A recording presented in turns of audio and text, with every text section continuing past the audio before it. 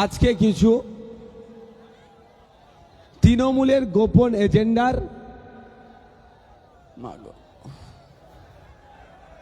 ভণ্ডামি ফাঁস হবে।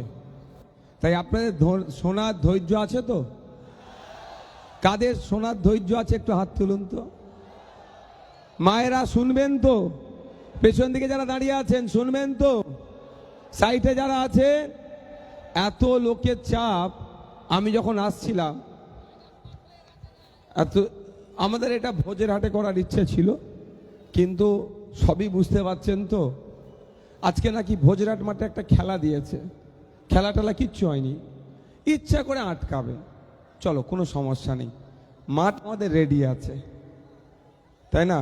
মাঠও রেডি আর প্লেয়াররাও রেডি আছে একদম, দেখেছো সব প্লেয়ার একদম। আর দর্শক বলতে লাগবে বিনা বিরিয়ানির প্যাকেট, তেল খরচ, রোজ কোনো কিছুর ব্যাপার নাই, শুধু একবার কানে চলে যাওয়া যে খাম চিহ্ন ডাক দিয়েছে। আমি সর্বপ্রথম কৃতজ্ঞ জানাবো, ধন্যবাদ জ্ঞাপন করব ভাঙড়ের আপামার জনসাধারণের কাছে, যে আপনি আমার নামে চারিদিকে জয়ধ্বনি হচ্ছে, আমার নামে চর্চা হচ্ছে, আমাকে দেখার জন্য যে বলল রাত 1:30টা পর্যন্ত লোক অপেক্ষা করছে। শুধু তাই নয়, গতকালকে যেখানে গিয়েছিলাম ওখানে মায়েরা ঘুমাচ্ছিল, তার ছেলে গিয়ে ডেকেছে, এ ভাইজান এসছে ওঠো। মা আমার ঘুম ছেড়ে উঠে রাস্তায় চলে এসেছে। কিন্তু এই যে সম্মান আমি পাচ্ছি, এই যে পরিস্থিতি আমার হয়েছে, বাংলার কেন বাংলার মায়ের মানুষ নওশাদকে রাজনৈতিক নেতা হিসাবে চিনেছে, তার একমাত্র মাধ্যম হচ্ছে ভাঙড়। ভাঙড় ভাঙড় ভাঙড় যদি আমাকে জিতিয়ে না পাঠাতো, তাহলে এত দ্রুততার সাথে হয়তো রাজনৈতিক নেতা হিসাবে আমাকে পরিগণিত হতাম না আমি, বা চর্চাতেও আসতাম না হয়তো। আমি তার সাথে একটু, যেমন এটা খুশির খবর, তার সাথে আমি একটা জিনিস দুঃখিত। আমি আপনাদেরকে একটা দায়িত্ব নিয়ে বলতে পারি, আমার এখানে অঞ্চলে নেতৃত্বরা আছেন, বিভিন্ন নেতৃত্বরা আছেন। আজকে আমাকে দুপুরের পর থেকে ভাঙড়ের প্রচুর শুভবুদ্ধি সম্পন্ন মানুষ ফোন করেছেন, মেসেজ করেছেন যে ভাইজান আপনাদের তো যদি ডিজে বাজিয়ে হই হই করে, তাহলে অন্যদের থেকে আপনি কেন, কিভাবে ডিফারেন্স? আমি দুঃখিত, ব্যথিত, কই জরুরত নেই,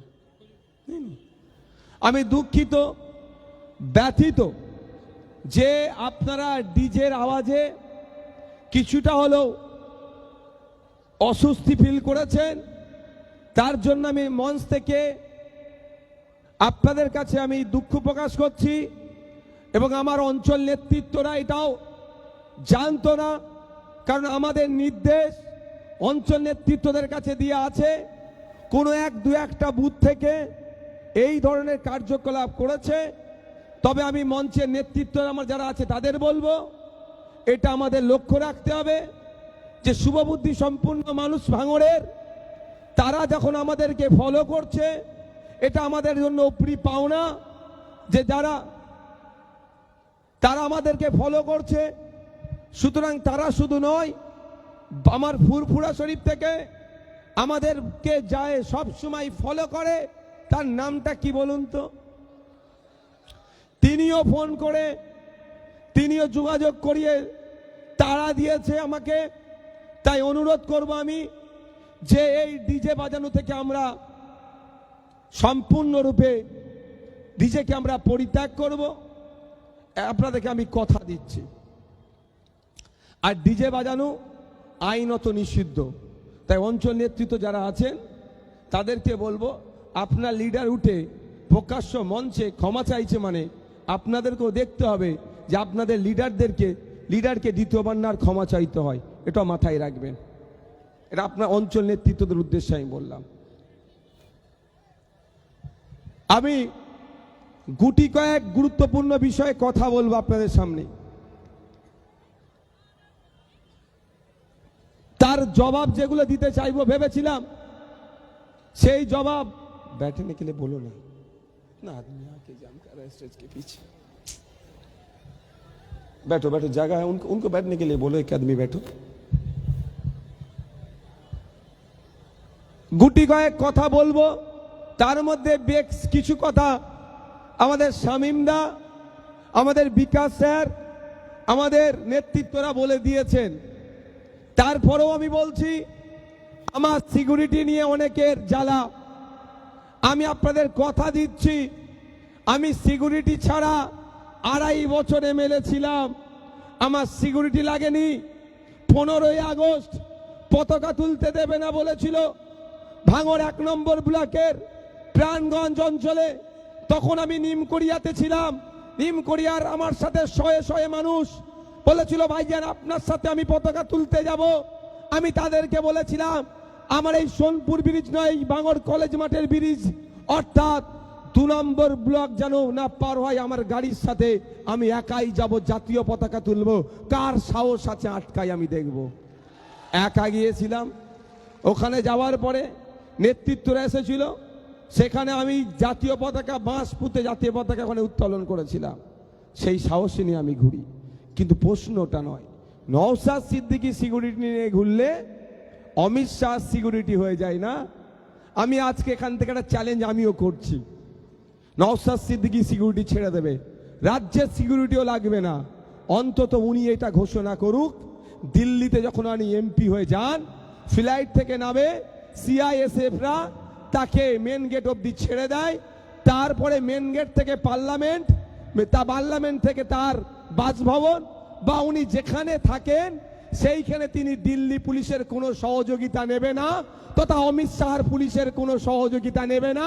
এই এগ্রিমেন্টে আসুক, আজকে এগ্রিমেন্ট করলে সকালে এগ্রিমেন্ট করবে, 1 ঘন্টার মধ্যে আমি আমার নিরাপত্তা রক্ষী ছেড়ে দেবো। কি বলছি বুঝে আসছে? দিল্লি পুলিশ কার আন্ডারে থাকে? অমিত শাহজির আন্ডারে থাকে। সিআইএসএফ ও অমিত শাহজির আন্ডারে থাকে। আমি কেমন ভাবে পেয়েছি, একাধিকবার চিঠি করেছি রাজ্য সরকারকে, অ্যাজ অ্যান এমএলএ যে সিকিউরিটি প্রোভাইড পাওয়ার দরকার, মুখ্যমন্ত্রী সে সিকিউরিটি আমাকে দেয়নি, সিকিউরিটি আমাকে দেয়নি। তারপরে স্পিকার স্যারকে করেছি চিঠি, তারপরে কেন্দ্রের স্বরাষ্ট্রমন্ত্রীকে করেছি, কেউ আমার ডাকে সাড়া দেয়নি। আমাদের আইনজীবী শামীম ফিরদাউসদার সাথে আলোচনা করে সেই 5 টাকার পেনের খোঁচা দিয়ে আজকে সিকিউরিটি পেয়েছি। আমি এর খোঁচাতে পেয়েছি, কারো দানে আমি পাইনি, এতটুকু মাথায় রাখবেন। তাহলে আমাকে চ্যালেঞ্জ করে গিয়েছিল সিকিউরিটি ছাড়ার কথা, আর আমি চ্যালেঞ্জ করছি আমি সিকিউরিটি ছেড়ে দেব, কোনো সিকিউরিটি নেব না। কিন্তু দিল্লিতে যখন যাবে, অসমে যখন ভোট প্রচারে যাবে, উত্তরপ্রদেশে যখন মন্দিরে পুজো দিতে যায়, বা যেখানেই যাক না কেন, সেখানে বিজেপির, ওদের ভাষায় বিজেপির পুলিশকে নেবে না সহযোগিতার জন্য, এটা তাকে বলতে হবে। নিজের বেলায় আঁটি আঁটি আর পরের বেলায় দাঁত কাপাটি, সেই হয়ে গেছে এর অবস্থা। নওশাদ সিদ্দিকীর বিরুদ্ধে তো বলতে হবে, বলার তো জায়গা খুঁজে পাচ্ছে না। ভাই বলার জায়গা খুঁজে পেলে তো বলবে, সে খুঁজে পাচ্ছে না জায়গা। সাদা জামা, যদিও 1-2 দাগ, তাও ভাঙড়ের মানুষের ফুল ছুঁড়েছে, ফুলের দাগ, অন্য কিছু নাই। তাই আমার নামে মিথ্যাচার করতে হবে। কি বলছেন তিনি? এসআইআর যখন হচ্ছিল কোথায় ছিল? আমি এই জায়গা থেকে বলতে চাই, হয় আপনি বলুন আপনার কথাটা ভুল হয়েছে। আপনি ঘোষণা দিয়েছিলেন মিডিয়ার সামনে বসে, একটা পশ্চিম বাংলার বৈধ ভোটারের নাম যদি কাটা যায়, 1 লক্ষ মানুষকে নিয়ে দিল্লির নির্বাচন কমিশনের অফিস ঘেরাও করব। পশ্চিম বাংলার 27 লক্ষ মানুষের নাম কাটা গিয়েছে, আপনি কত মানুষকে নিয়ে গিয়ে নির্বাচন কমিশনের অফিস ঘেরাও করেছেন? এর জবাবটাও ভাঙড়ের মানুষ জানতে চাইছে। বুঝতে পারছেন? যখন মমতা ব্যানার্জি নাটক করছিল আমার লাশের উপর এসআইআর হবে, তখন নওশাদ সিদ্দিকী তখন সুপ্রিম কোর্টে চলে গিয়েছিল এই এসআইআর এর হাত থেকে আপনাকে বাঁচানোর জন্য। আজকে ভাঙড়ের মানুষ একটু নিউড়ে গেছে কেন বলো তো? না, আজকে চার্জ কম আছে। কারিমুল, চার্জ ভালো দিওনি নাকি? হ্যাঁ, আসাদুল, তো চার্জ নেই কেন তোমার লোকেদের? হ্যাঁ, চার্জ, ভাঙড়ের মানুষের চার্জ না থাকলে হবে না। ভাঙড়ে এমন চার্জ দিয়েছে রাজ্যকে, দিকে দিকে ভাঙড় 2 তৈরি করবে বলছে। আপনাদের বলি, আমি চ্যালেঞ্জ করছি, মমতা ব্যানার্জির করা মামলা নাম্বার আর নওশাদ সিদ্দিকীর করা মামলা নাম্বার দেখবেন, আমার 68,938/2025 সুপ্রিম কোর্টে আমি মামলা করছি এসআইআর নিয়ে। আর মমতা ব্যানার্জি 2025 সালে করেনি, 2026-এর এসে করেছে। তিনি সব ঘেটে ঘ করে দিয়েছে, ধরা পড়ে যাবে, সেই জন্য উনি বাঁচার জন্য হচ্ছে। বন্ধুগণ, গতকালকে এসে, এই গতকালকেই তো নাকি, আমি তো ছিলাম না, গতকালকে এসে অনেক কথা বলেছে। আরাবুল ইসলামকে কেন দলে নিয়েছে, ওনার বুক ফেটে একদম একাকার হয়ে যাচ্ছে। আহা গো, সত্যি তো, কেন নিয়েছে? আমি যদি স্টেজ থেকে প্রশ্ন করি, করতেই হয়, নন্দীগ্রামের বর্তমান তৃণমূলের যিনি প্রার্থী, তার নামে মুসলমানদেরকে খুন করেছে এই অভিযোগ আছে। সে তখন বিজেপিতে ছিল, এই খুনের মামলা চলছে তার নামে। সকাল পর্যন্ত সে বিজেপির নেতা ছিল, আর দুপুরের পরে তৃণমূলের নেতা হয়ে তাকে নন্দীগ্রামের প্রার্থী কোন মুখে করলো, যে মুখে আরাবুল ইসলাম সাহেবকে নিয়ে সমালোচনা করছে। শুধু তাই নয়, 294টার মধ্যে একাধিক প্রার্থী আছে যারা বিজেপি থেকে এসেছে। তারপর এখন কথা তাহলে কি নিয়ে বলছে?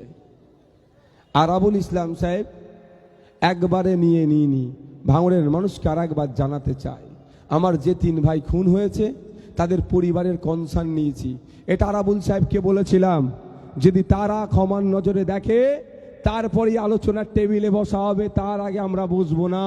আমাদের কর্মীরাই আমাদের সম্পদ, কর্মীর পরিবার যদি ছাড় দেয় আলোচনা হবে। আলোচনা করেছি, তাদের পরিবার এগ্রি হয়েছে, আরাবুল ইসলাম সাহেবকে ক্ষমার নজরে দেখেছে, তারপরে আমরা যুক্ত করেছি। তাই নয়, আমাদের অঞ্চল নেতৃত্বদের মাধ্যমে বুথের নেতৃত্বদের সাথে আলোচনা করেছি যে আমরা নিতে চাই, এই শর্ত দিয়েছি, তোমরা যদি বলো তারপরে আলোচনার টেবিলে বসবো। এরা কনসার্ন দিয়েছে বলি তারপরে নিয়েছি। যেই দিন হাকিমুল সাহেব জয়েন্ট করলেন, তৃণমূলের বন্ধুরা কারিমুল, ওহিদুল, আসাদুল্লের জন্য ওদের দরদ উতলে উঠল। বুঝতে পারছেন না? কিন্তু এতটুকু মনে রাখবেন, হাকিমুল সাহেব জয়েন্ট করেছেন আসাদুলদের হাত থেকে পতাকা নিয়ে, আমার অঞ্চল নেতৃত্বের হাত থেকে পতাকা নিয়ে। এটুকু মাথায় রাখবেন। আমি এবার আসল কাজে আসা যাক। এসে কি বলছে, 35,000 না কত ঘর দিয়ে দেব, 50,000 ঘর দেবে বলেছে। আমি চাই তো এটাই হোক। ভাঙড়ে একটাও না কাঁচা বাড়ি থাকে, ভাঙড়ের একটাও রাস্তা না কাঁচা থাকে, ভাঙড়ে বোমের আওয়াজ না হয়, ভাঙড়ের অলিতে গলিতে লাইট হবে, ভাঙড়ের অলিতে গলিতে সিসিটিভি বসবে, ভাঙড়ের মায়েরা বাপেরা নিরাপদে থাকবে, ভাঙড় থেকে রাজ্যের বিভিন্ন প্রান্তে বাস চলবে, ভাঙড়ে শিয়ালদা থেকে ভাঙড় হয়ে রেল যাবে, ভাঙড় উন্নততর হবে, ভাঙড়ে লেদার কমপ্লেক্সে ভাঙড়ের ভূমিপুত্রদের জন্য সংরক্ষণ হবে, ভাঙড়ে স্পোর্টস কমপ্লেক্স হবে, ভাঙড়ে মহিলাদের জন্য কলেজ হবে, ভাঙড়ের সার্বিক উন্নয়ন হবে। এটা আমরা চাই, এটা আমরা চাই। কিন্তু আপনাদের জানিয়ে রাখি, একটা বড় চক্রান্ত চলছে। সেক্টর 5 অবধি হয়েছে জানেন তো, সেক্টর 6, 7, 8 করার পরিকল্পনা চলছে। রাজারহাটিয়ায় নিউ টাউনে শর্ট লেগার জায়গা নাই, সেক্টর 6, 7, 8 করার পরিকল্পনা করেছে ভাঙড়কে। ও একদিন বক্তব্য দিতে দিতে মুখ ফসকে একটা কথা বলে ফেলেছে, সৃষ্টিকর্তা যেটা করে ভালোর জন্যই করে। কি বলেছিল খেয়াল আছে? NKD এর আন্ডারে এনে দেব, নর্থ ক্যালকাটা ডেভেলপমেন্ট অথরিটি। ছোটখাটো বিষয় নয়, তখন আর চাষ জমি থাকবে না। কেন আমি বলছি দেখুন, আমি এখন প্রমাণ ছাড়া কথা বলি না। যখন কলকাতা পুলিশের আন্ডারে ভাঙড়কে আনতে চাইছিল, ওই সময় বিধানসভার মধ্যে দাঁড়িয়ে রাজ্যের নগরায়ণ মন্ত্রীকে আমি প্রশ্ন করেছিলাম, শুধু পুলিশের ডান্ডা খাওয়ালে হবে না, কলকাতা কর্পোরেশনের মধ্যে কবে অন্তর্ভুক্ত আপনাদের করার কি কোনো পরিকল্পনা আছে সে কথা বলুন। তখন আমাকে উত্তর দিয়েছিল, যেখানে নাকি চাষবাস হয় অর্থাৎ গ্রাম্য পরিবেশ, সেখানে কর্পোরেশনের আন্ডারে আনা যায় না। এই উত্তরটা লিখিত আছে বিধানসভার মধ্যে। বিধানসভা লাইভ যদি টিভি চলতো তাহলে নওশাদ সিদ্দিকীকে আজকে এখানে প্রোগ্রাম করতে লাগতো না। এর পরিবর্তে এখন বাম বা এসএফ এর যেখানে প্রার্থী হয়েছে সেখানে প্রোগ্রাম করতাম। বিগত 5 বছর ধরে আপনার ভাঙড়ের মানুষের জন্য শিক্ষা, স্বাস্থ্য, কর্মসংস্থান, বাসরুট হসপিটাল থেকে শুরু করে হিমঘরের জন্য যে আন্দোলন করেছে বিধানসভার মধ্যে, সেইগুলো টিভির আকারে যদি এলসিডি লাগিয়ে দেখালে আমি আমার ভোটটা পেয়ে যেতাম। কিন্তু দুর্ভাগ্য লাইভ চলে না। তারপরেও বলছি, মন্ত্রী মহাশয়কে প্রশ্ন করেছিলাম, মন্ত্রী মহাশয় উত্তর দিয়েছিল যেখানে গ্রাম্য পরিবেশ থাকে সেখানে কর্পোরেশনের আন্ডারে হয় না। তাহলে মাথাটা কোথায় মেরেছে? এনকেডি এর আন্ডারে ঢুকাবে প্রথমে, এনকেডি এর আন্ডারে ঢুকানোর পরে ওই রাতারাতি হিটকো জমি দখল করবে। যেরকম একটা রাতে 250 বিঘা জমি, বাস্তু জমি, কৃষিজ জমি, ব্যক্তি মালিকানা থাকার পরেও 250 বিঘা জমি রাজারহাট নিউ টাউন থেকে বেদখল হয়ে গেল, অর্থাৎ হিটকো দখল করে নিল, তার নামে কাগজ তুলে নিল। তবে আগামী দিনে এই ভাঙড়ের মানুষকে এইভাবে শোষণ করার জন্য 50,000 বাড়ি টোপ দেওয়া হচ্ছে, যাতে করে ওরা জান ভাবছে যে এই 50,000 মানুষ যদি আমাদেরকে 2টো করে ভোট দেয় 1 লাখ ভোট পাবো, তাদের জনপ্রতিনিধি হয়ে যাবে। আগামী দিনে ভাঙড়ের জমি নিয়ে সেক্টর 6, 7, 8 তৈরি করব, অথবা এখানে ইন্ডাস্ট্রি বানাবো এবং সাথে সাথে এয়ারপোর্ট করব। এই সমস্ত জায়গাগুলোকে বুল্লুজাত দিয়ে ভেঙে দখল নেব। তখন জনপ্রতিনিধি নওশাদ সিদ্দিকী থাকবে না, বুক চিতিয়ে লড়াই করার মতো কেউ থাকবে না। এই ধান্দাকে সামনে রেখে 50,000 বাড়ি দেওয়ার গল্প শুনিয়েছে। আর আপনাদের বলবো, ওয়াকাফ থেকে শুরু করে, ওবিসি থেকে শুরু করে, ফেক এসটিএসসি সার্টিফিকেট বাতিল থেকে শুরু করে এই এসআইআর পর্যন্ত বিপদে আপদে এই নওশাদ সিদ্দিকী সংযুক্ত মোর্চার বিধায়ক যেভাবে লড়াই করছে বুক চিতিয়ে, যদি মনে করেন আপনার জমি, আপনার পিতার বাসস্থান, আপনার কবরস্থান, আপনার মন্দির, আপনার মসজিদ, আপনার বাসস্থান সুরক্ষিত রাখা দরকার, তাহলে আপনাদের বলবো অন্য কোনো জায়গায় ভোট দেওয়ার দরকার নাই। আগামী 29 এপ্রিল ইভিএম মেশিনের 5 নম্বর বুতাম টিপে বামেদের সমর্থনে আমি দাঁড়িয়েছি। আমাকে বিপুল ভোটে জয়যুক্ত করার আমি কথা দিয়ে যাচ্ছি। যেভাবে বলেছিলাম যে ভাঙড়ের মানুষের ইচ্ছার বাইরে 1 কোদাল মাটি এয়ারপোর্টের জন্য ফেলতে দেব না, 1 কোদাল মাটি এয়ারপোর্টের জন্য তুলতে দেব না। আজকেও কথা দিচ্ছি, বিধায়ক করে আমাকে পাঠান, আমি আপনাদের সামনে দাঁড়িয়ে যতই বিপদ আপদ আসুক না কেন, প্রথম আমি বুক চিতিয়ে লড়াই করব। আগে আমাকে পার করতে হবে, তারপরে আপনাদের কাছে আসবে। বুঝতে পারছেন প্ল্যানটা কোথায়? ইঁদুর ধরা কল দেখেছেন তো নাকি?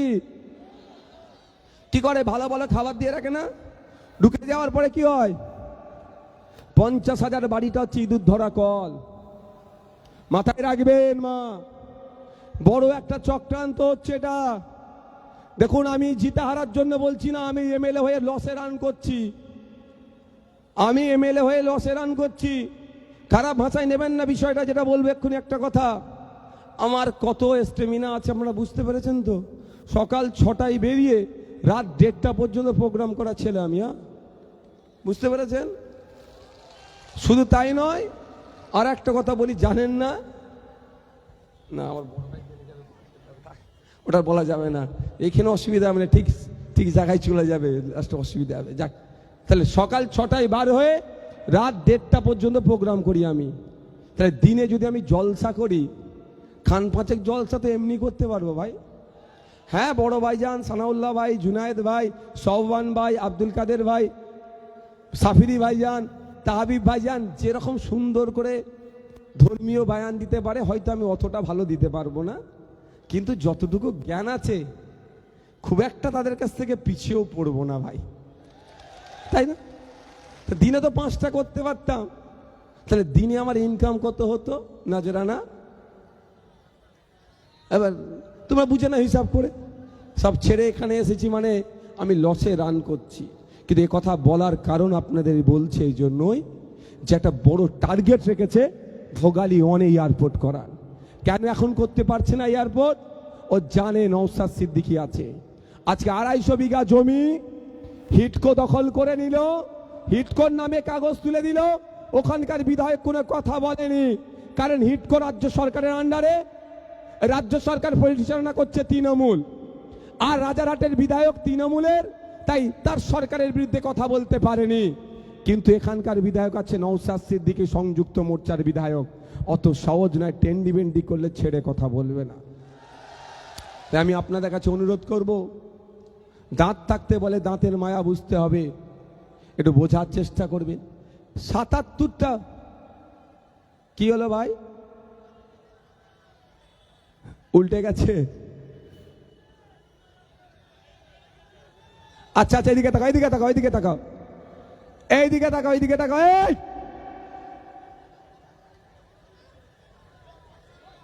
এই যাদের অসুবিধা হচ্ছে না বাইরে একটু ঘুরো, একটু তাহলে একটু চাপা খেয়ে আসো, অন্যজন বাইরে দাঁড়িয়ে আছে, সুযোগ দাও তাদের, হাফ টাইম করো, একটু বোঝার চেষ্টা করে। 77টা বিজেপির বিধায়ক আছে, কোনো কথা নাই। শুভেন্দু অধিকারী যেখানকার থেকে কন্টেস্ট করছে, সেখানে অভিষেক ব্যানার্জি, মমতা ব্যানার্জি বা স্টাররা সেইভাবে প্রচার করছে না। এক ভাঙড়ের বিধায়ককে ডিস্টার্ব কেন করা হচ্ছে বোঝার চেষ্টা করবেন। এক সংযুক্ত মোর্চার বিধায়ক ওদের সব ভণ্ডামি ফাঁস করে দিচ্ছে, পর্দা ফাঁস করে দিচ্ছে, ওই জন্য কে আটকাতে হবে। গোপনে সেটিং করছিল, সেটি এখন প্রকাশ্যে চলে এসেছে। জয়ন্ত গায়েন মহাশয় ভাঙড়ে বিজেপির পক্ষ থেকে দাঁড়িয়েছেন, রাতের অন্ধকারে নয়, দিনের বেলায় সেটিং করতে গিয়েছিল। যখন ছবিটা পাবলিক হয়ে গেছে, তখন কি বলছে আপনাদের, যেটা সৌজন্য সাক্ষাৎ, সৌজন্য সাক্ষাৎ নয়, সৌজন্য সাক্ষাৎ আমরাও জানি। 2021 নির্বাচনের সময় একটা পোলিং স্টেশনে সৌমিহাতি মহাশয়া বিজেপির প্রার্থী, তার সাথে আমার দেখা হয়েছিল। তিনি আমাকে বললেন, ভাই কেমন আছেন? আমি বললাম, আমি ভালো আছি দিদি, আপনি কেমন আছেন? প্রকাশ্য সেটা ছিল, দিনের আলোর সামনে, রাস্তার ওপরে, দরজা বন্ধ করে, গুজগুজটা নয়। কেন তারা বিজেপি তৃণমূল কেন ফাঁদ পাচ্ছে, কেন আপনাকে আটকাতে চাইছে? এক জায়গায় কেন বসছে? এয়ারপোর্ট কারা তৈরি করে? Central government. জায়গা কে দেয়? রাজ্য সরকার দেয়। তো সেন্ট্রাল গভর্নমেন্ট এয়ারপোর্ট তৈরি করতে চাইছে, রাজ্য সরকার জমি দিতে পারছে না, মধ্যখানে বাধা হয়ে কে দাঁড়িয়েছে? নওশাদ। বুঝতে পারছেন কি বলছি? নওশাদ। তাহলে নওশাদকে কি করতে হবে? ওকে সরাতে হবে। সরানোর মাধ্যম 2-3টে হতে পারে। মা প্রাণে মেরে দাও হতে পারে একটা, অথবা অথবা কি হতে পারে? হারিয়ে দাও। এবার প্রাণে মারা, হারানো অনেক বিষয় আপনাদের হাতে। এখন হারানো জিতানোর ক্ষমতা আপনাদের হাতে আছে। তবে নওশাদ সিদ্দিকীকে হারালে নওশাদ সিদ্দিকী হারিয়ে যাবে এরকম ব্যাপার নয়, এটুকু মাথায় রাখবেন। যে ওকে হারালো, হারিয়ে গেল, এটা ব্যাপার নয়। যে স্বমহিমায় আছি ওই স্বমহিমায় থাকবো। জন্ম থেকে 28 বছর পর্যন্ত বিনা এমএলএতে ছিলাম, বাকি জীবনটা বিনা এমএলএতে থাকতে অসুবিধা হবে না। কিন্তু এতটুকু মাথায় রাখবেন, নওশাদকে হারাবার চক্রান্তটা অনেক গভীর চক্রান্ত। আরএসএস এর চক্রান্ত, মোদির চক্রান্ত, তৃণমূলের চক্রান্ত। এখানে ওরা আইন করে মাদ্রাসা, মসজিদ, ঈদগাহ, কবরস্থানের জায়গা কেড়ে নিতে চাইছে। আর এই নওশাদ সিদ্দিকী শামীম দাদের সহযোগিতা নিয়ে, আইনি সহযোগিতা নিয়ে মোদির আইনকে সুপ্রিম কোর্টে আইনের মাধ্যমে আটকে রাখছে। বুঝতে পারছেন লড়াইটা কোথায়? এই আমার আদিবাসী সমাজের মানুষ আছেন, বাপি সরেন অধ্যাপক, নওশাদকে কেন আটকাচ্ছে? মমতা ব্যানার্জি ফেক সার্টিফিকেট দিয়ে আদিবাসীদের অধিকার কেড়ে নিচ্ছে। নওশাদ সিদ্দিকীদের চুপ থাকতে পারবে না। আমার সামনে আদিবাসীর অধিকার কেড়ে নিচ্ছে, আমি চুপ থাকতে পারবো না। আমি প্রতিবাদ করছি, আমি হুঙ্কার দিচ্ছি, বিধানসভার মধ্যে দাঁড়িয়ে মন্ত্রীদের চুপ করিয়ে দিচ্ছি। এরপরে 10 মিনিট বক্তব্য দেবো, অসুবিধা নেই তো কারো?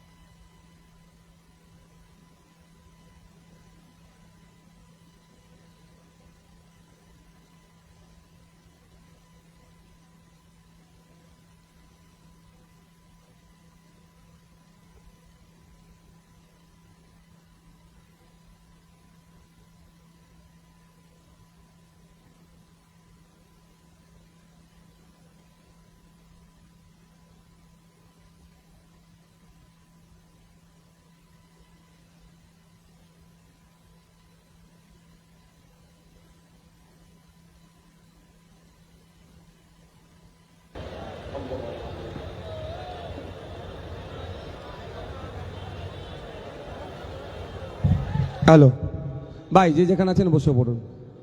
ভাই বসুন বসুন, পিছনের লোককে দেখতে অসুবিধা হচ্ছে। আজকে ঘোষণা দেবো বলেছিলাম, খেয়াল আছে তো? কি ঘোষণা বলুন তো? এমএলএ তার 5 বছরে এমএলএ ল্যাডের টাকা কত টাকা খরচ করেছে, কোথায় খরচ করেছে, তাই তো?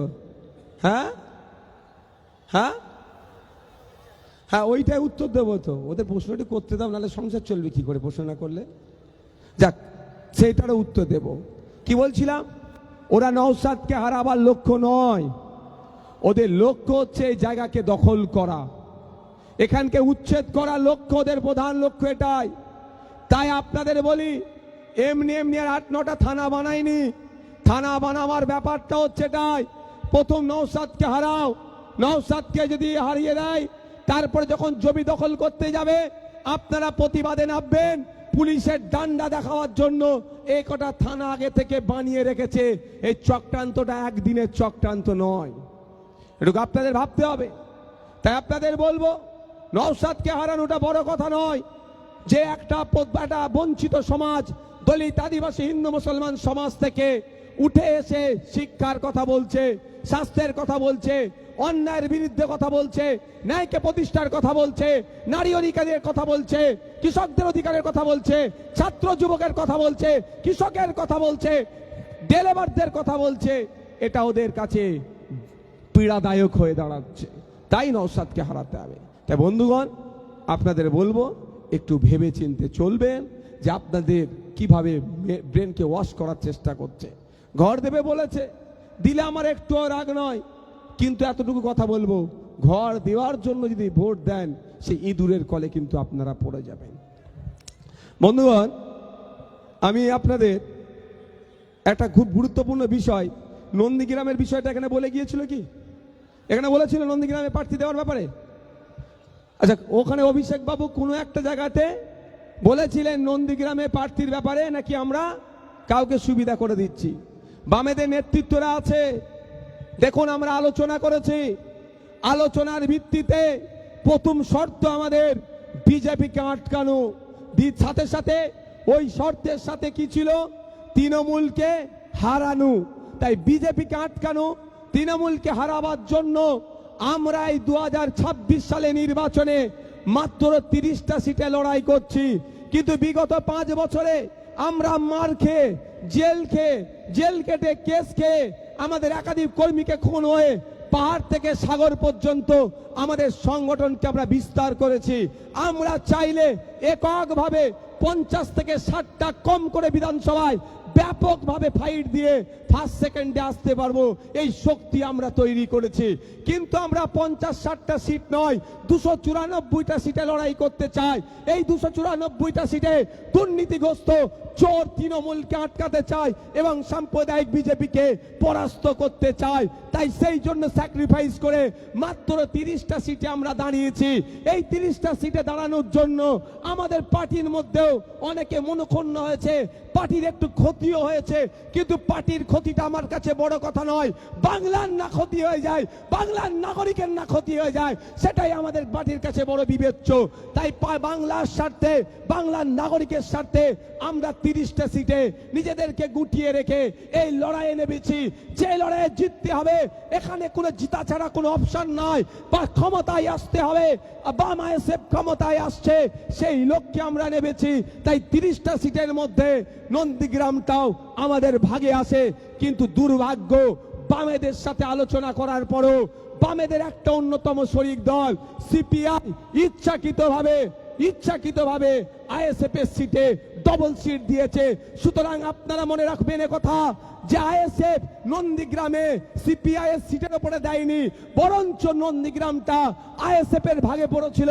বামেদের একটা শরিক দল সিপিআই ইচ্ছাকৃতভাবে ওখানে কাউকে সহযোগিতা বা যে কোনো বিষয় আমি প্রসঙ্গে যাব না, আমাদের সিটের উপরে ওরা সিটকে চাপিয়েছে। মাথায় থাকবে, আমরা কারো সিটের উপরে সিট দিয়ে ভোট কাটতে যাইনি। আমাদের ভাগের সিটে আমরা দিয়েছিলাম, 30টা সিটে আমাদের আলোচনা হয়েছিল। আমরা দেখেছেন 31টা কোনো জায়গায় প্রার্থী দিচ্ছে একটা এক্সট্রা, কেউ বলতে পারবে? কিন্তু আমাদের এইরকম 4টে সিটে প্রার্থী এক্সট্রা দিয়ে দিয়েছে বামেদের শরিক দল। কোথায়? একটা হচ্ছে নন্দীগ্রাম, একটা হচ্ছে খানাকুল, তাহলে বলতে পারে খানাকুলে কাউকে জিতাতে গেছি। একটা মধ্যম গ্রাম এবারে আমরা জিতছি মধ্যম গ্রামটা, খানাকুলো ব্যাপক ফাইটিং এ আছে। 3 নম্বরে হবে তৃণমূল, সেই জায়গা তো আমরা পৌঁছে দিয়েছি। আর একটা হচ্ছে আপনার নন্দীগ্রাম, একটা বাসন্তী, এই 4টে সিটে বামেদের শরিকরা প্রার্থী দিয়ে দিয়েছে। বুঝতে পারছেন কি বলছি? আমরা কারো ঘাড়ে পা তুলিনি, কেউ আমাদেরকে ডিস্টার্ব করছে। শুধু তাই নয়, আপনি কুচবিহারে খোঁজ নিয়ে দেখুন, সিপিআইএম এর সিটে ফরওয়ার্ড ব্লক প্রার্থী দিয়েছে কুচবিহারে। এটা একটা বদমাইশ এটা করেছে। দেখ, এইগুলো আপনাদের ছোট ছোট বিষয়গুলো আপনাদেরকে ক্লিয়ার রাখতে হবে। আর একটা ছোট বিষয় হচ্ছে, এবারে ভাঙড়ে ইভিএম মেশিন কটা হবে আপনারা জানেন? জানেন সবাই? 2টো হবে তো। ভোটটা ক জায়গায় দিতে হবে? এক জায়গাতেই দিতে হবে। কিভাবে, কোন জায়গায় দেবেন? কোন জায়গায় দেবেন? এসেছে ইভিএম মেশিন। 1 2 3 4 5 আমার নাম লেখা থাকবে মোহাম্মদ নওশাদ সিদ্দিকী, তারপরে আমার ছবি থাকবে, তারপরে খামচিহ্ন থাকবে, তারপরে একটা সুইচ থাকবে। এই আওয়াজ হবে, মানে কাজ হয়ে গেছে। নটোরিয়াস ক্রিমিনালকে বিদায় দাও, এই আওয়াজ বলে দেবে। বুঝতে পেরেছ? নাম থাকবে, ছবি থাকবে, খামচিহ্ন থাকবে, তার সোজাসুজি। ঠিক আছে? এই ভোট দেওয়ার সাথে সাথে আপনাদের আরেকটু কাজ করতে হবে। হয়ে গেল, সুইচ মারলেন, তার 2-4 সেকেন্ডের মধ্যে দেখবেন একটা ছোট্ট বাক্স মতো থাকবে, একটা স্লিপ কেটে ওই বাক্সের মধ্যেই পড়ছে। একটু চোখটা রাখবেন, ওখানে খামচিহ্ন ছবি হবে আর আমার নামটা লেখা উঠবে। এটা হবে। বাই চান্স মেশিন যদি গন্ডগোল করে অন্য কিছু আসতে পারে, সঙ্গে সঙ্গে আপনারা বেরিয়ে আমাদের যারা নেতৃত্ব আছে তাদেরকে বলে দেবেন এই ধরনের ঘটনা চলছে। আমার কাছে খবর আছে একটু ইভিএম মেশিন নাকি চেঞ্জ হবে। বুঝতে পারছেন তো? হ্যাঁ, 62টা চেঞ্জ করতে পারে। বড় বড় অফিসাররা নাকি যুক্ত, যা করছে করুক। এতটুকু বলে দিচ্ছি, এটা 2021 নয়। ওহিদুল, কারিমুল, আসাদুল, হাসানুর, রাইনুর, প্রচুর আমাদের জাহাঙ্গীর ভাই থেকে শুরু করে ডাক্তার যারা আছেন, প্রচুর পুলিশকে দিয়ে তারা কাটিয়েছে, জেল খাটিয়েছে, আটঘাট সব শিখে গেছে। কোথায় ইভিএম ঢুকাতে হবে আর কোথা থেকে বার করতে হবে ভালো জানে। এইগুলো হচ্ছে, আমি বলছি আপনাদের চুরি ফুরি নয়, এইগুলো হচ্ছে মার্কেটটা একটু গরম করে রাখছে। কি জন্য? ওদের দলের লোকেদেরকে একটু মানসিকভাবে বুস্ট আপ করতে চাইছে, আর কিচ্ছু নয়। যে তোরা যাই করবি কর, আমি ইভিএম চেঞ্জ করলেও জিতে যাব, অত সহজ? তোমাকে আমরা কি খালি মাঠ দিয়ে দেবো নাকি? হ্যাঁ, তোমার রেফারিও থাক না, তোমার রেফারি যা আছে লাইসম্যান তুমি সব নাও, আমরা 11খানা যা আছে না 13টা অঞ্চলে তোমাকে বুঝিয়ে দেবো ভালো করে। তারপরে আমাদের বামপন্থীর নেতৃত্বরা আছে, সিনিয়র মোস্ট, তারা, জাহাঙ্গীর ভাই কোথায় গেল গো? আচ্ছা, যারা আছে তারা ভালো করে বুঝিয়ে দেবে। তাই বন্ধুগণ, এগুলো নিয়ে আপনারা ব্যস্ত হবেন না। আপনারা শুধু খামারে ফলিয়ে দেন, খেতে ফলিয়ে দেন, আর খামারটা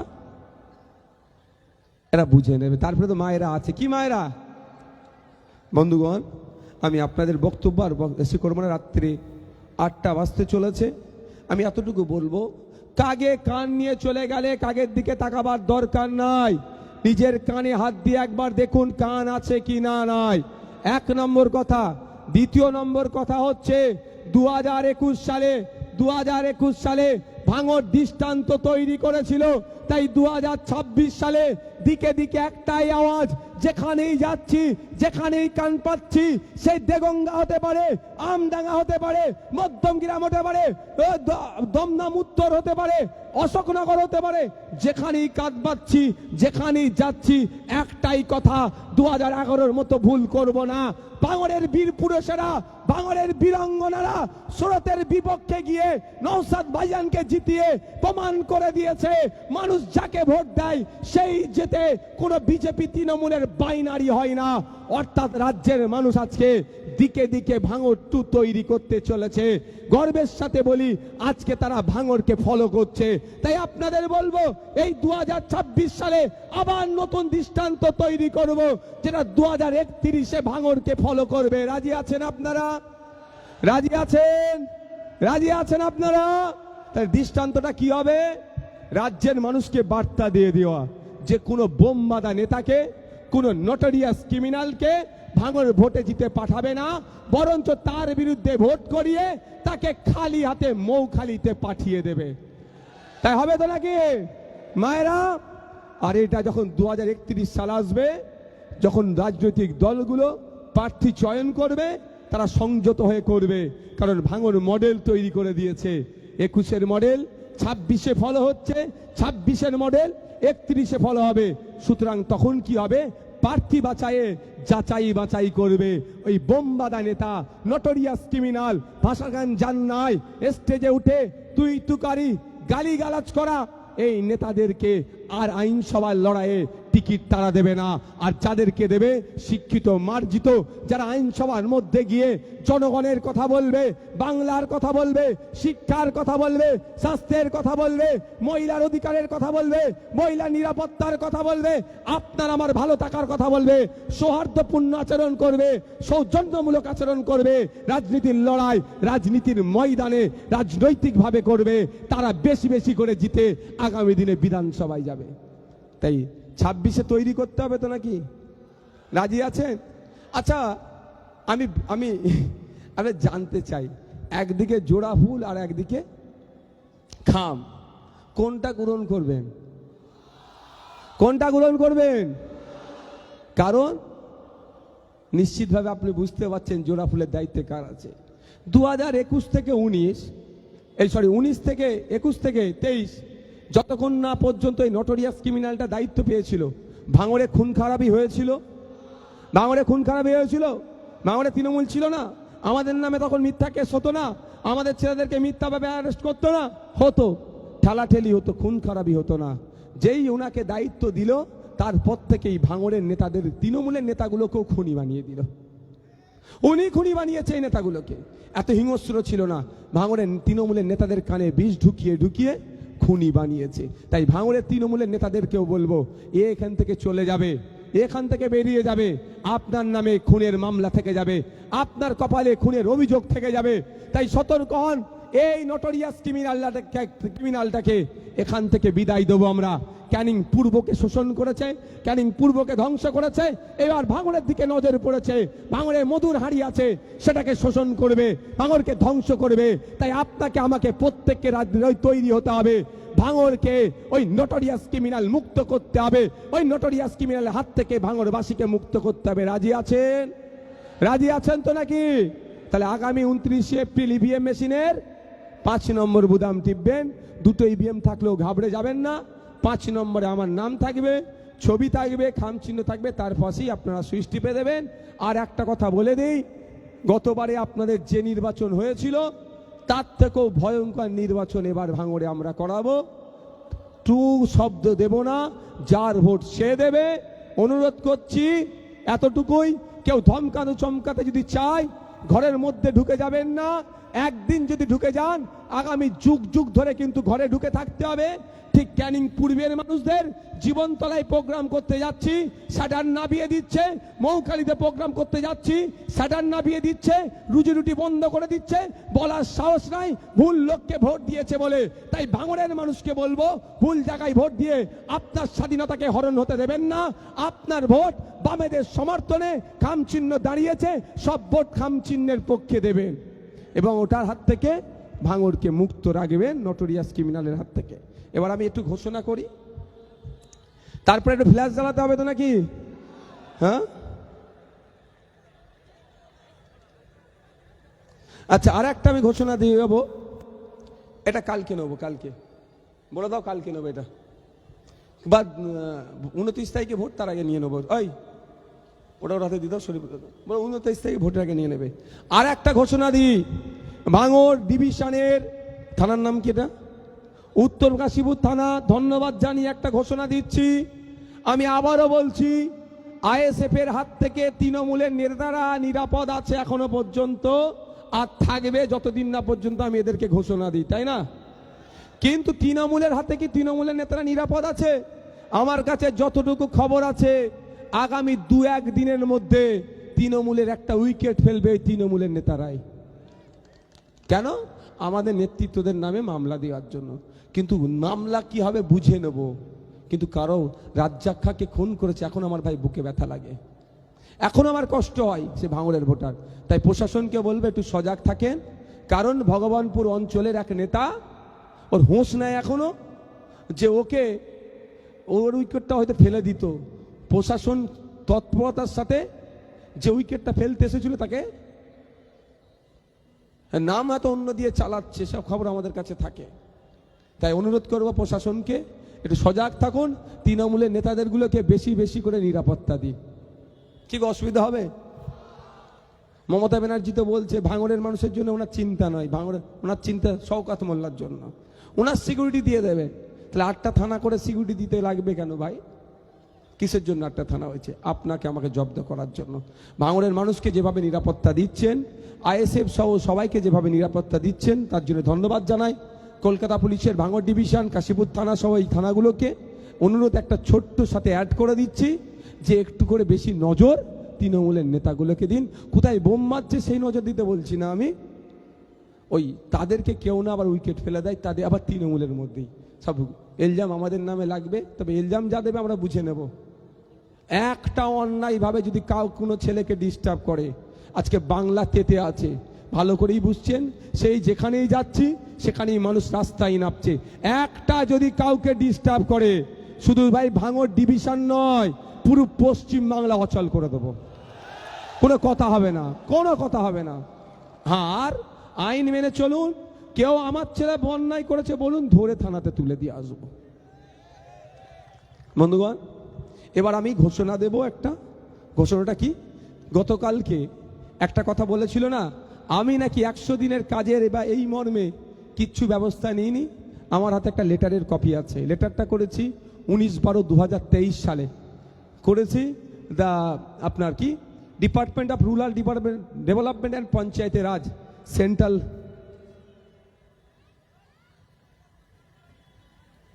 এটা পরে হবে,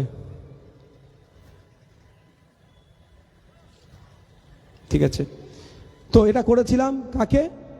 ভারত সরকারের একটা ডিপার্টমেন্টাল মিনিস্টারকে আর মোদিজিকে কপি করেছিলাম এই 100 দিনের কাজের নিয়ে। বুঝতে পারছেন তো? আমি এর আগে একবার কি বলেছিলাম, ভাঙড়ে একটা ইট থেকে একটা লাইট পর্যন্ত যদি পুঁতে ডেভেলপমেন্টের জন্য, ওটা জানবেন প্রথম ক্রেডিট যাচ্ছে ভাঙড়ের মানুষের জন্য, তারপরে নওশাদ সিদ্দিকীর ক্রেডিট বলেছিলাম তো। কারণ এমন কিছু জিনিস তো বলতে বাকি রাখিনি, সব বলে দিয়েছি, যেটাই করবে আমার বলা। ফিতে কাটা আমার দরকার ছিল, তার পরিবর্তে ক্যানিং পূর্ব থেকে এসে ফিতে কাটছে, ওতে আমার কিছু অসুবিধা হয় না। যাই দেখছেন এই 2 নম্বর ব্লকের 1 নম্বর ব্লকের সংযোগ স্থাপনকারী ব্রিজটা, চণ্ডীহাটের ব্রিজটা, যা উন্নয়ন দেখছেন, আমি জোর গলায় বলছি, আজ থেকে বলছি না, এটা বিগত 15 থেকে 1 মাস ধরে বলছে কথা। ভাঙড়ে একটা ইট গাঁথা থেকে লাইট সহ যা ডেভেলপমেন্ট দেখছেন, সবটাই সব থেকে প্রথম ক্রেডিট যাদের হবে সেটা ভাঙড়ের ভোটার, যে যাকে যিনারা আমাকে জিতিয়ে বিধানসভার মধ্যে পাঠিয়েছিল, আমি সেখানে আওয়াজ তুলেছিলাম। আর দ্বিতীয় ক্রেডিট আমার, আমি চিৎকার করেছিলাম। ফিতে কাটার দরকার ছিল আমার, তার পরিবর্তে অন্য কেউ ফিতে কাটছে, এতে আমার একটুও রাগ নয়। কারণ ভাঙড়ের মানুষের ডেভেলপ হলি আমার ডেভেলপ, আমার জয়। আজকে এবার আমি ঘোষণা করি, তার আগে একটু ঘোষণা দেব। আমি দেখছি মিছিলে টিছিলে না অনেক বাচ্চারা আসছে, আমাদের নেতৃত্বদেরকে এটা সজাগ থাকতে হবে। আর ফ্ল্যাগ নিয়ে ছুটছে, আমি দেখলে তাদেরকে তাড়া দিই, বলে ভাইজান, একবার আমি একটা মিছিলে আসছি, ভাইজান তোমার জন্য জান দিয়ে দেবো। এতটুকু বাচ্চা, আমি যা ঘরে যে পড়তে বস, আমি তাড়া দেবো, যা ঘরে গিয়ে পড়, এখন 18 বছর পরে তার সাথে দেখা হবে। আমি অনুরোধ করছি, বাচ্চা কাচ্চা যারা হয়, যতটা পারবেন আটকাবেন, যতটা পারবেন আটকাবেন, তাদের হাতে ফ্ল্যাগ দেবেন না, বোঝানোর চেষ্টা করবেন তোমরা পড়াশোনা করো, পড়াশোনা করো, পড়াশোনা করো, এটা অনুরোধ করছি। আমরা মডেল বানাবো ভাঙড়কে, ভাঙড় পথ দেখাবে বাংলাকে। হ্যাঁ, এটা রাজনৈতিক মঞ্চ থেকে এই বক্তব্যগুলি দিতে হবে, আগে আত্মসমালোচনা করতে হবে, আর নাহলে কি হবে? গতকাল একটা যে উত্তর দিয়ে এসছি, আমার বাড়ির ছাদে নাকি বোম ছিল, উনি নাকি পুলিশকে আটকেছেন, তাই অন্যায়কে প্রশ্রয় দিচ্ছে, আমরা অন্যায়কে প্রশ্রয় দিই না। এবার আসা যাক আসল ঘোষণা। ঘোষণা এটাই, একজন বিধায়ক 5 বছরে কত টাকার কাজ করতে পারে ডাইরেক্ট, কিন্তু 5 বছরে আগে ছিল 3 কোটি টাকা, এখন 3.5 কোটি হয়েছে। এই যে 50 লাখ বেড়েছে, এটাও ভাঙড়ের মানুষের ক্রেডিট। 294টা বিধায়কের 50 লাখ করে 5 বছরের কাজের ক্ষেত্রে বেড়েছে। এটা ভাঙড়ের বিধায়ক নওশাদ সিদ্দিকী বিধানসভায় আওয়াজ তোলার জন্য হয়েছে। একাধিক বিষয় হয়েছে, বললে সারা রাত পার হয়ে যাবে। যা আমি আওয়াজ তুলেছি অনেক পূরণ হয়েছে, অনেক হয়নি। যাক, এবার আসা যাক। এখন আমি এই 17তম বিধানসভাতে, এটা 17তম বিধানসভায় আমরা 3 কোটি 30 লক্ষ টাকার কাজ করতে পারবো। এই 3 কোটি 30 লক্ষ টাকার 30 পয়সা কিন্তু আমি হাতে পাবো না, এর প্রচুর বড় গেঁড়া কল আছে। কি হবে আমি বলে দেবো, ওই মন্দিরের ওখানে ওই কাছে একটা লাইট দরকার, ওই ঈদগার ওখানে একটা লাইট দরকার, ওখানে একটা কল দরকার, ওই ICDS স্কুলের ওখানে বাচ্চারা যায়, ওদের পানীয় জলের সমস্যা, একটা কল দরকার। এগুলো বলবো কাকে? ডিস্ট্রিক্ট প্ল্যানিং অফিসারকে বলবো, আর ডিস্ট্রিক্ট ম্যাজিস্ট্রেটকে দিয়ে তারা এটা নেবে। তারপরে কনসার্ন ডিপার্টমেন্টে যাবে, যাওয়ার পরে আপনার কোন কোন এজেন্সিকে দিয়ে করাবো সেটা হবে। তারপরে ওই কি বলে টেন্ডার হবে, কাজ হবে, দীর্ঘ প্রসেস। আমি প্রথমে চেয়েছিলাম ভাঙড় 1 নম্বর ব্লক 2 নম্বর ব্লককে দিয়ে কাজটা করাবো, কাজও দিয়েছিলাম। অল্প কাজ করেছে, কোয়ালিটি একদম ধ্বংস করে দিয়েছে, মানে ঝেড়েছে ওখান থেকে। আর বাকিটা আমাকে ঢিলে করিয়েছে। বাধ্য হয়ে মমতা ব্যানার্জির কাছে গিয়েছিলাম, আপনারা দেখেছিলেন না? তারপরে কিছু কাজ ছেড়েছে। এবার আসা যাক, আমি অনেক আগে ঘোষণা দিয়েছিলাম, মাথা তুলে কথা বলেছি, মাথা তুলে প্রমাণ করে দেবো। কি বলেছিলাম? 3 কোটি 30 লক্ষ টাকার মধ্যে সরকার যদি 1 কোটি টাকা কাজ করার সুযোগ দেয়, এটা মানবেন না যে আর 2 কোটি 30 লক্ষ টাকার কাজ নওশাদ করতে পারলো না। কিন্তু এটা মনে করবেন যে সরকার করতে দেয়নি, কারণ বৈধ কাজ MLA হিসাবে অন্যরা কতটা পারছে না পারছে বড় কথা নয়, নওশাদ সিদ্দিকী সবটাই পারবে, ভাঙড় সেই পথ দেখিয়েছে। এবার আসা যাক, আমি 3 কোটি 30 লক্ষ টাকার টোটাল কাজের কি কি প্রস্তাব দিয়েছি, কেউ চাইলে আমার কাছ থেকে নিতে পারে, আমার হাতে আছে। 1 নম্বর, সবটা আমি দেবো, পাবলিক ডোমিনে করবো, এটা আমার হাতে আছে। এটা টোটাল 3 কোটি 30 লক্ষ টাকার কোথায় কোথায় আমি কাজ কি কি করতে চাইবো সেটা জমা করেছিলাম। এবার আসা যাক, আমি 3 কোটি 30 লক্ষ টাকার যে কাজ জমা করেছিলাম, সেখানে আমাকে ডিলে করিয়ে করিয়ে করিয়ে করিয়ে 1 কোটি 99 লক্ষ 9,158 টাকার কাজ করার সুযোগ দিয়েছে। অর্থাৎ টেন্ডারটা ছেড়েছে, ঠিক আছে, থাকলো তাহলে প্রায় 1 কোটি 30 লাখ টাকা, তাই তো? বাকি রইল। নওশাদ সিদ্দিকী বলেছিল 30 লাখ বাকি থাকলে বাড়ি থেকে এনে করে দেবো, আর 3 কোটি বাকি থাকলেও বাড়ি থেকে করে দেবে, ঘোষণা দিয়েছিলাম তো। তাহলে ঘোষণার সাথে জবানের সাথে কথার মিল রাখতে হবে কি হবে না? হবে কি হবে না? আমি এখান থেকে বলছি, নওশাদ সিদ্দিকীর উদ্যোগে, হ্যাঁ, গাঁটের টাকা দিয়ে 1 কোটি 37 লক্ষ 51,125 টাকার কাজ চলছে আমার। কি বলছি বুঝতে পারছেন না? তালিটা ছোট হয়ে গেল ভাই। 1 কোটি 37 লক্ষ টাকা ভাই বাড়ি থেকে দিতে হচ্ছে। কথা দিয়েছিলাম, কি বলছি কি বলছি বুঝে আসছে? 3 কোটি 30 লক্ষ টাকার মধ্যে 1 কোটি 99 লক্ষ 9,158 টাকার কাজ টেন্ডার ছেড়েছে, কাজ হয়েছে। কিন্তু বাকি প্রায় 1 কোটি, আমি আরো 6,60,283 টাকার এক্সট্রা কাজ করে দিচ্ছি আমার 3 কোটি 30 লাখের ওপরে। ভালো করে বোঝার চেষ্টা করো, হিসাব নালে গুলিয়ে যাবে। প্রথম কথা হচ্ছে, আপনাদের এখানে হিসাবে 5 বছরে একজন MLA 3 কোটি 30 লাখ টাকার কাজ করবে, তার মধ্যে সবটাই সরকারি টাকা। সরকারি টাকায় কাজ প্রায় 2 কোটি টাকা। তাহলে 1 কোটি 30 লক্ষ টাকা কোথায় গেল? আমি ঘর থেকে এনে দিয়ে কাজ করেছি। এবার কোথায় কোথায় কাজ করেছি না করেছি এটা প্রশ্ন থাকতে পারে তো, এটা তো বড় প্রশ্ন, এটাই বড় প্রশ্ন। তো সেই প্রশ্নগুলো যদি শোনার এনার্জি থাকে ভালো কথা, আমি একটা একটা করে বলতে পারি। আর নালে মিডিয়া বন্ধুরা যদি জানতে চান, আমি ছবি তুলে আমি দিতে পারি। তার আমি অঞ্চল ধরে ধরে বলবো কি? হ্যাঁ, অঞ্চল ধরে বলি, পার্টিকুলারটা মিডিয়া বন্ধুদেরকে আমি কাগজ দিয়ে দেবো। এটা হচ্ছে বামনঘাটা অঞ্চলে, বামনঘাটা অঞ্চলে 10,27,527 টাকার কাজ আমি করেছি MLA ল্যাডের, ঠিক আছে। কি কি করেছি মিডিয়ার বন্ধুরা জানতে চাইলে ছবি নিতে পারে না। এবার আসা যাক চালতাবেরিয়া অঞ্চল। চালতাবেরিয়া অঞ্চলে এমএলএ তহবিল থেকে 27,44,400 টাকার কাজ করেছি আমি। আচ্ছা, এটা কি?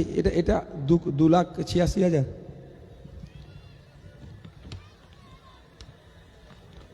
আচ্ছা, আর চালতাবেরিয়া অঞ্চলে আমার যে গ্যাপটা রয়ে গেছে 1,30,00,000 টাকার পূরণ করতে হবে, তো ওর মধ্যে 2,86,800 টাকার আমি কাজ করেছি আমার নিজের টাকা দিয়ে।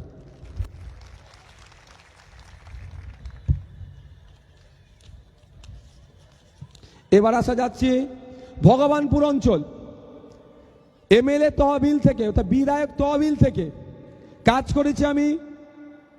কাজ হয়েছে 25,81,200 টাকার, হ্যাঁ 25,81,200 টাকার কাজ এমএলএ তহবিল থেকে। আর আমার ওই গ্যাপ পূরণে আমি খরচ করেছি 8,60,400 টাকা।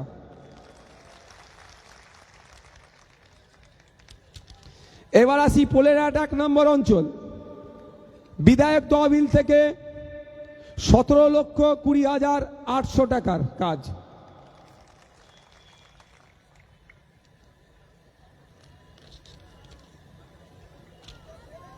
হ্যাঁ, দাঁড়াও না। এবার আসছে ভোগালী 2 নম্বর অঞ্চল। বিধায়ক তহবিল থেকে খরচ হয়েছে 10,10,325 টাকা। যারা এতদিন করে কামিয়ে খাচ্ছিল আমার নামে 4টে পোস্ট করে আজ থেকে গেল তো তাদের? না, আমি অত মন থেকে খারাপ ছেলে নয় ভাই। তাদেরও আমি করে কামিয়ে খাওয়ার জায়গা ছেড়ে আজকেও যাব আমি। বুঝতে পারছেন না কি বলছি? আরে 4টে পোস্ট করলে যদি 500 টাকা পাই, একটু 4টে পোস্ট করার জায়গাটা ছাড়তে হবে না তাদেরকে? আমি তাদেরকেও সুযোগ দেবো। এবার আসা যাক প্রাণগঞ্জ অঞ্চল। এমএলএ তহবিলের মোট খরচ 13,10,400 টাকা। আর আমি আমার উদ্যোগে যে খরচ করেছি 17,20,800 টাকা, মানে এমএলএ লাডের থেকে বেশি টাকা।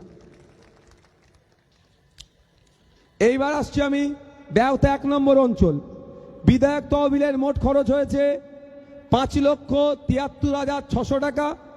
আর আমি আমার উদ্যোগে যেটা হয়েছে 8,60,400 টাকা। ওরা দেখতে পাই না কেন বলুন তো? আমি তো ফিতে কেটে উদ্বোধন করি না, আমি চুপচাপ কাজটা করিয়ে নিয়েছি। কয়েকটা জায়গায় জানতে পেরে গিয়ে একটু ডিস্টার্ব করছে, কাজ সেগুলো চলছে, চাপ নেই। আচ্ছা, এই পালালো, কাগজ পালালো, ধরো ধরো ধরো।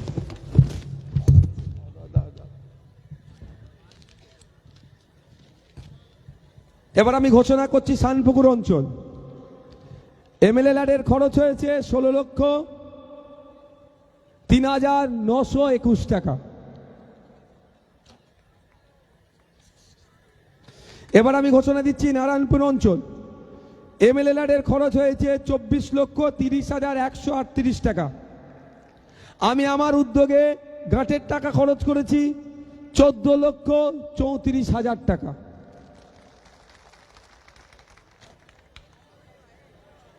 আমার বড় ভাইয়ের একটা ঘোষণা দিয়েছিল হসপিটালের কথা, জমির সমস্যা নিয়ে হয়ে উঠতে পারেনি। তবে আমি কথা দিয়েছি, আপনাকে একটা কথা দিয়ে যেতে পারি, সৃষ্টিকর্তা যদি আমাকে প্রাণে বাঁচিয়ে রাখে, ভাঙড়কে বড় ভাইজানের স্বপ্ন আমি পূরণ করব দায়িত্ব নিয়ে, এটা বলে যাচ্ছে। আর আজ যদি কোনো সহায়দায় ব্যক্তি অন্তত জমির জন্য এগিয়ে আসে তাহলে তো শোনাই সহাগা। আসা যাক পোলেরহাট 2 নম্বর অঞ্চল।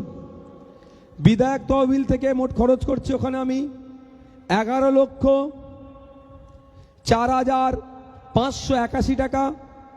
আর বিধায়কের আমার নিজের উদ্যোগে যেটা খরচ করছি 14,34,000 টাকা।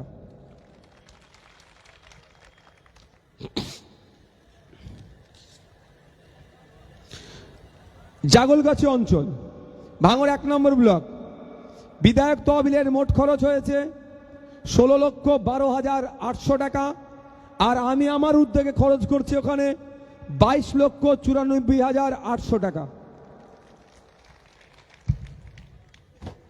জাগলগাছি নেতারাই বেশি হই হই করে না এটা নিয়ে। ওখানে 16, 22, 38 প্রায় 39 লক্ষ টাকার কাজ হয়েছে।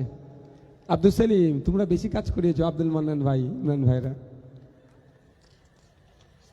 ভোগালী 1 নম্বর অঞ্চল, বিধায়ক তহবিলের মোট খরচ হয়েছে 5,13,000 টাকা, আর আমি আমার নিজস্ব উদ্যোগে খরচ করছি 22,94,400 টাকা।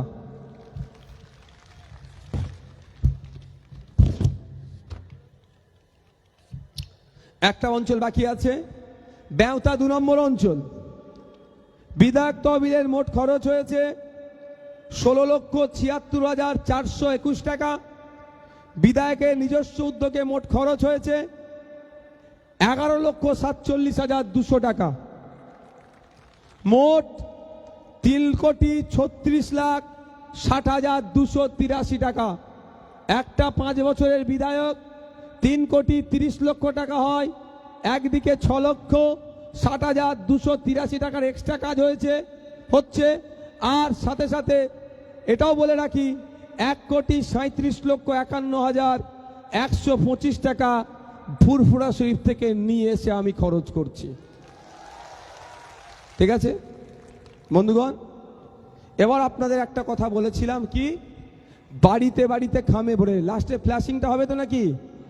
এই কারো এনার্জি লস হয়ে যাচ্ছে না তো? আজকের পর থেকে বুক ফুলিয়ে চলতে পারবে তো? বুক ফুলিয়ে চলতে পারবে তো? এতটুকু মাথায় রাখবে, আমাদের পার্টির যিনি জন্ম দিয়েছেন তার নাম আব্বাস সিদ্দিকী। কারো কাছে মাথা নত করেনি, কোনো অন্যায়কে প্রশ্রয় দেয়নি।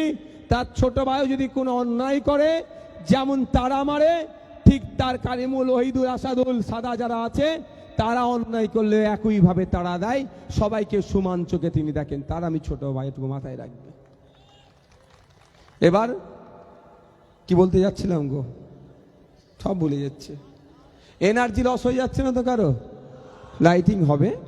এবার আপনাদের বলি, তাহলে সরকার আপনাকে মাত্র 1,99,00,000 টাকার কাজ করতে দিল, 1,30,31,00,000 টাকার কাজ করতে দেয়নি। অন্যায় করেছে কি করেনি ভাঙড়ের মানুষের সাথে? এ বলেন, আমি দিয়েছি আলাদা কথা, কিন্তু অন্যায় তো করেছে। যদি এই টাকার কাজ না করতে হতো তাহলে তারা লসে রান করতো ভাঙড়ের মানুষ। তাহলে এই ভাঙড়ের মানুষকে জবাব দিতে হবে সরকারকে। এই নির্বাচনে জবাব দিতে হবে কি হবে না? জবাব দিতে হবে। হ্যাঁ, জানিয়ে রাখি আপনাদের, কয়েকটা কাজ যেহেতু নির্বাচন ঘোষণা হয়ে গিয়েছে, ইনকমপ্লিট আছে কাজ, সেগুলো চলছে। নির্বাচনের বিধিনিষেধ কিছু থাকে, তার মধ্যে গেলে তাহলে আমার নামে আবার কি হবে বলুন তো? কি হবে? আমার নামে আবার মামলা দিতে সুবিধা হবে। আমি তো নির্বাচনী বিধির বাইরে যেতে পারি না। কিন্তু আপনাদের বলে যাই, সবের ডিটেলস আমাদের কাছে আছে। আপনারা নিশ্চিন্তে থাকবেন, যেন মনে রাখবেন আপনার বিধায়ক 5 বছর 17টা মামলা খেয়ে 42 দিন জেল খেটে নিজের সিটডারাকে বিকিয়ে দেয়নি, কারো কাছে মাথা নত করেনি। আর 1,500 টাকার ভাড়া খাটা নেতাদের কাছে মাথা নত করবে না। আপনি নিশ্চিন্তে থাকুন। আরেকটু কাজ হয়ে যেত, আরেকটু বেশি কাজ হতো। আমি যাকে কাজ করতে দিয়েছিলাম সে মধ্যিখানে আমার একটা মাস আরো নষ্ট করেছে। আজ হবে কাল হবে, আজ হবে কাল হবে, প্রচুর বিশ্বাস করে ফেলেছিলাম, বিশ্বাস করে দিয়েছিলাম, একটা মাস নষ্ট করেছে। নাহলে এইটা আমি আপনাকে এখানে কথা দিয়ে যাচ্ছি, 3,37,00,000 নয়, এটা আমি আমার উদ্যোগে প্রায় 2 কোটি টাকার এক্সট্রা কাজ করতাম, আমার সে টার্গেট রেখেছিলাম। তবে আগামী দিনে কি হবে সেটা বলতে পারছি না। যদি আপনারা সুযোগ দেন, সে ঘাটতি আমি এই ঘাটতি যে কাজের করবো ইচ্ছা করেছিলাম সেটা আমি পূরণ করব। সকলকে ধন্যবাদ জানাই। আমি আপনাদের বলবো একটু মোবাইলে ফ্ল্যাশিংটা একটু হয়ে যাক।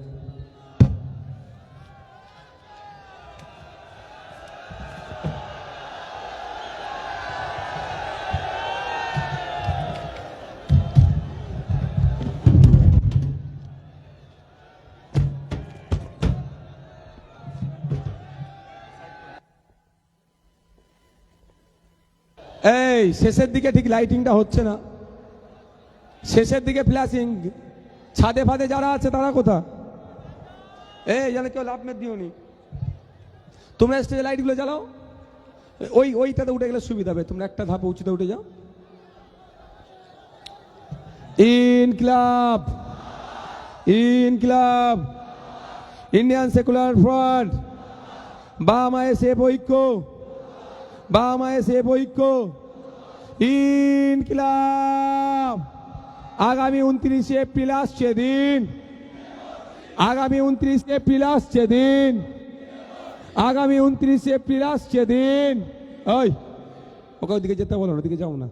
আগামী 29 এপ্রিল আসছে দিন, এই ভগবানপুরের মানুষদের বলে দিন, জাগলগাছির মানুষকে বলে দিন, প্রাণগঞ্জের মানুষকে বলে দিন, নারায়ণপুরের মানুষকে বলে দিন, বামনঘাটার মানুষকে বলে দিন, বেওতাওয়ানের মানুষদের বলে দিন, পোলেরাটনের মানুষদের বলে দিন, চালতা মিরিয়ার মানুষদের বলে দিন, বেওতা টুয়ের মানুষদের বলে দিন, পোলেরা টুয়ের অনের মানুষদের বলে দিন, শানপুকুর অঞ্চলের মানুষদের বলে দিন, ভোগালীর মানুষদের বলে দিন, ভোগালী টুয়ের মানুষদের বলে দিন, মা বোনেদের বলে দিন। আওয়াজ ঠিক হচ্ছে না, এই লাইট উপরে তুলে, আওয়াজ ঠিক হচ্ছে না। এমন আওয়াজ হবে তো এখান থেকে কোথায় কাঁপবে বুঝতে পারছো না। ইনকিলাব, ইনকিলাব, ইন্ডিয়ান সেকুলার ফ্রন্ট, বাম আইএসএফ ঐক্য, বাম আইএসএফ ঐক্য, ভাঙড়ের বীর পুরুষেরা, ভাঙড়ের বীরঙ্গনারা, আগামী 29 এপ্রিল আসছে দিন, আগামী 29 এপ্রিল আসছে দিন। এবার একটু দিল্লি যাওয়ার গল্প শোনাতে হবে তো। এই তোমরা আবার কি সব গান বার করেছো, মাসছর মাসছর, এই ওইসব বাজাবে না, ওইসব বাজাবে না। আবার ভিডিও করে এক যে কুকুরকে ডাকছে এসবগুলো করবে না, হ্যাঁ এগুলো করবে না। মানুষেরকে কুকুর নামে ডাকতে নাই ভাই।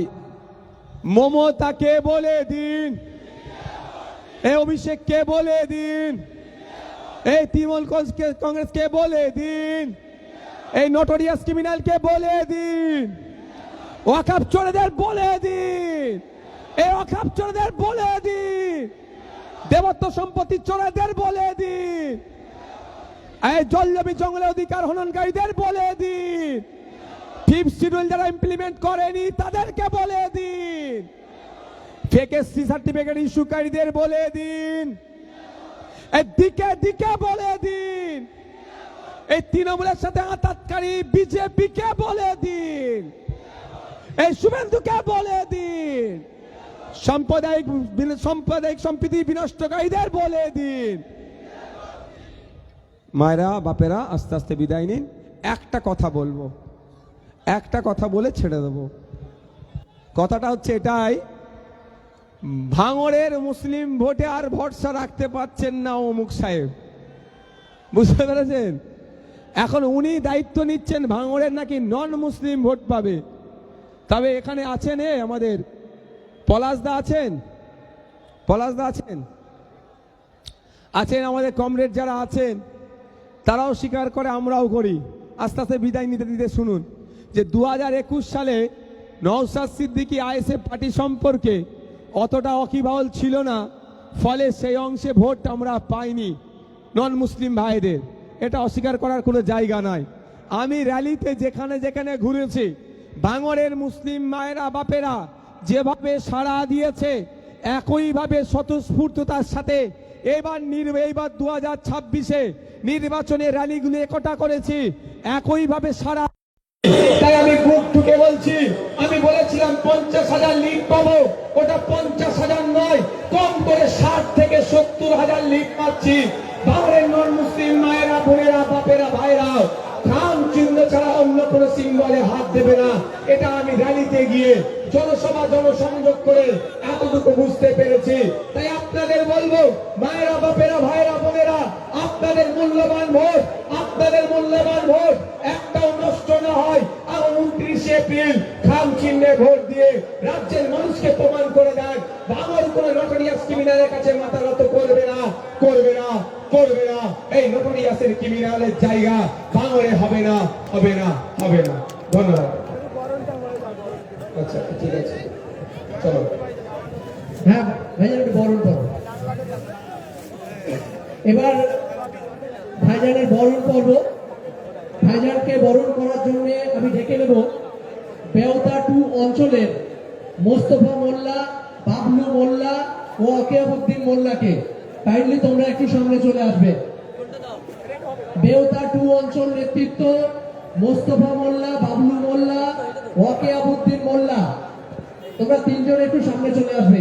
আর অঞ্চল নেতৃত্বদের বলবো ঠিক একটু পিছনেই দাঁড়াবে, তোমাদেরকেও প্রয়োজন আছে।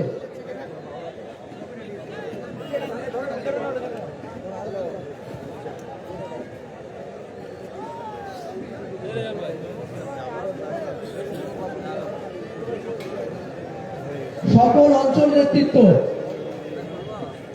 একটু দাঁড়াবেন। হ্যালো, আমি একটা ভুলে গেছি, নাহলে আবার ঝামেলা করবে। ঝামেলা বলতে কি, সমালোচনা করবে। বলেছিলাম প্রত্যেকের বাড়ি বাড়ি খামে ভরে দিয়ে আসবো। ওটা দেখলাম অনেক ডিফিকাল্ট হয়েছে, অনেক চাপ হয়ে যাচ্ছে। রাস্তায় একটা অপশন রেখেছিলাম প্রতিটা বুথে ব্যানার টাঙিয়ে দেবো। আমি প্রতিটা বুথে ব্যানার টাঙাবো, তো কিছু বাড়িতে চেষ্টা করবো সেগুলো পৌঁছানো। বিশেষ করে যারা তৃণমূলের বন্ধুরা আছে তাদের বাড়িতে অন্তত সেগুলো পৌঁছানোর চেষ্টা করছি প্রিন্ট করে। আর একটা বলবো, ডিজিটাল মধ্যে দিয়ে দেবো। অনলাইনেও একটা টোটাল কাজের খতিয়ান, কোথায় কি হয়েছে না হয়েছে, কি কোন পজিশনে আছে না আছে, কোথায় কি হয়েছে টোটালটাই, ইনকমপ্লিট কি আছে না আছে টোটালটাই আমি অনলাইনে আপলোড করে দেবো।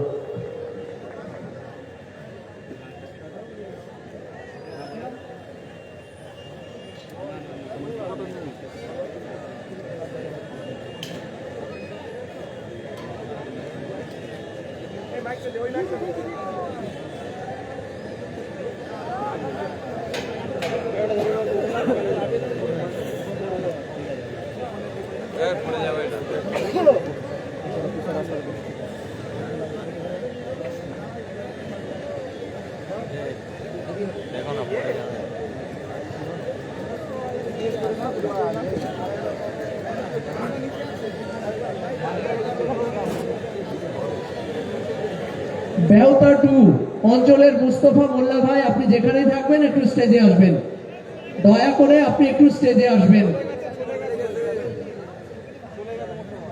ব্যাচ এবং উত্তরীয় পরে বরণ করে নেবেন ভাইজানকে বাবলু মোল্লা। বাবলু মোল্লা,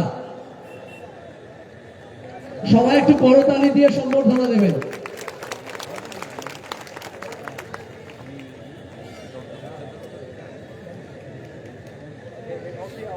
হ্যাঁ, হ্যাঁ, উত্তরীয় পরে ভাইজানকে বরণ করে নেবেন ওয়াকিয়াবউদ্দিন মোল্লা। আর তার সঙ্গে সঙ্গে ফুলের বুকে রয়েছে, আর তার সঙ্গে দুটো ট্রফি আছে, দুটো অঞ্চল নেতৃত্ব।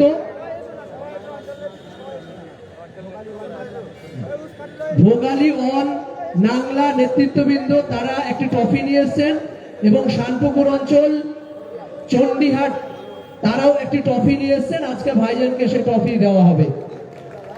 এবং প্রতিটা অঞ্চল নেতৃত্বকে বলবো আপনারা ভাইজানের পিছনে একটু চলে যান।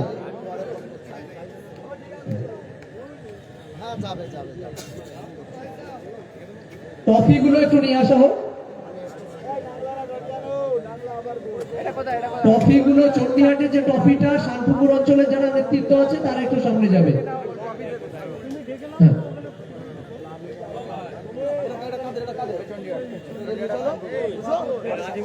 শানপুকুর অঞ্চল নেতৃত্ব,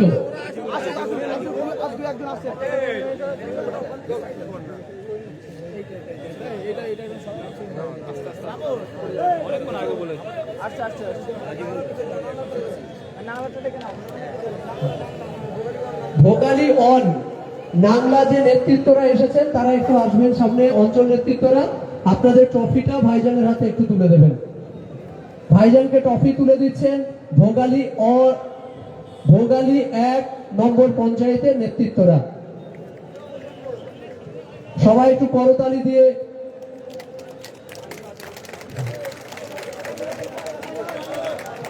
নেতৃত্বরা একটু সামনে আসবেন।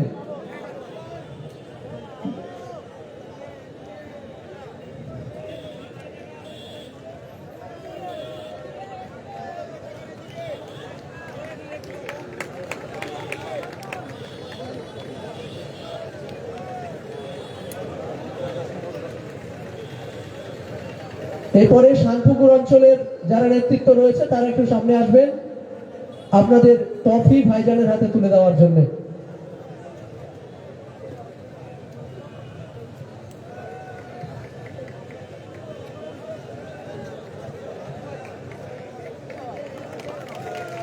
সবাই করতালি দিয়ে সম্বর্ধনা দেবেন।